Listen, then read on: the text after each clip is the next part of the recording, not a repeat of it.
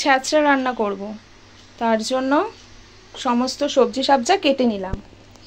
বরবটি, ডগা, কুমড়ো, ঝিঙে, বেগুন, আলু, পটল, কাতলা মাছের মাথা, পেঁয়াজ কুচি, টমেটো কুচি, কাঁচা লঙ্কা, রসুন, আদা সমস্ত উপকরণ আমি নিয়ে নিয়েছি। এবার রান্না শুরু করব। কড়াইতে তেল গরম করতে বসিয়ে দিলাম।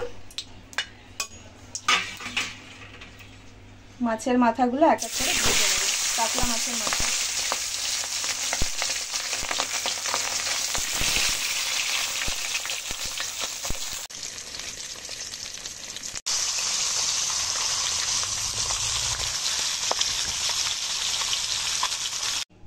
মাছের মাথাগুলো সবকটা ভাজা ভাজা হয়ে গেছে, এখন তুলে নিয়েছি।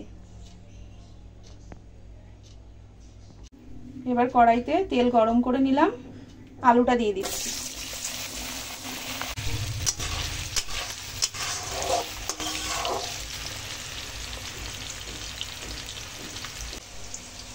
আলুগুলো ভাজা হয়ে গেছে, এবার আমি তুলে নিচ্ছি। এবার ঝিঙেগুলো দিয়ে দেবো।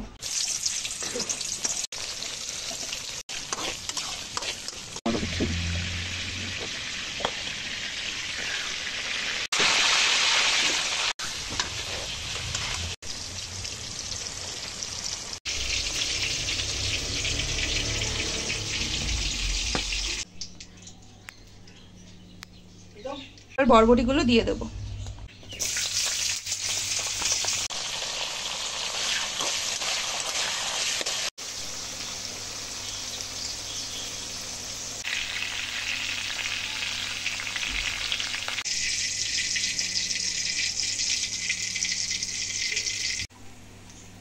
এবার বেগুনগুলো দিয়ে দেবো।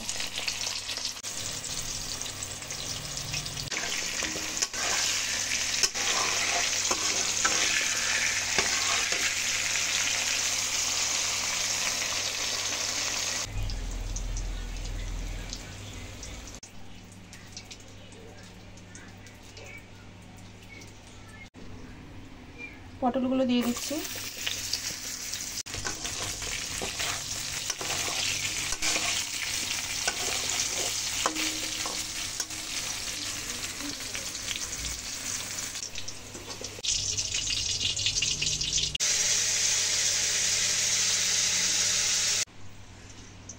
এবার ডাটাগুলো দিয়ে দিচ্ছি।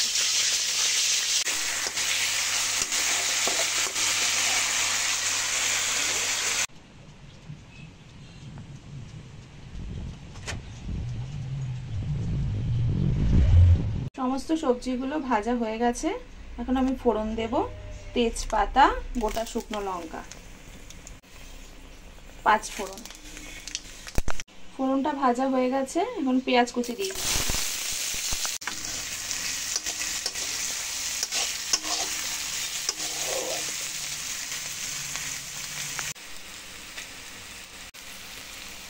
রসুন দিয়ে দিচ্ছি।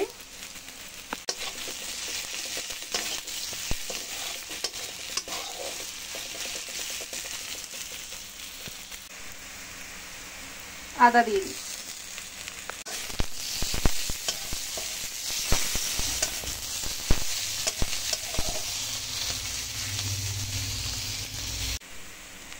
পেঁয়াজ, আদা, রসুন ভাজা ভাজা হয়ে গেছে, এখন আমি টমেটো কুচি দিয়ে দিচ্ছি।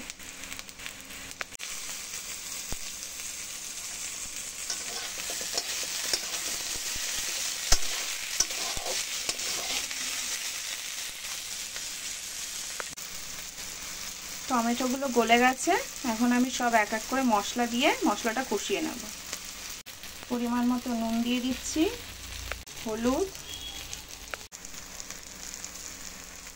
শুকনো লঙ্কার গুঁড়ো, সামান্য একটু জল দিয়ে দিচ্ছি মশলাটা কষানোর জন্য।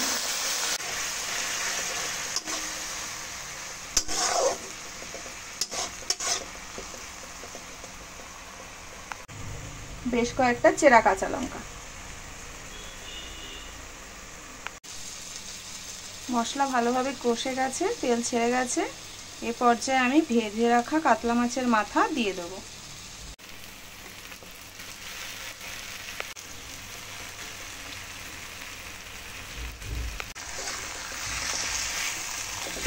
মাথাগুলো ভেঙে দেবো খুন্তি দিয়ে ভালোভাবে।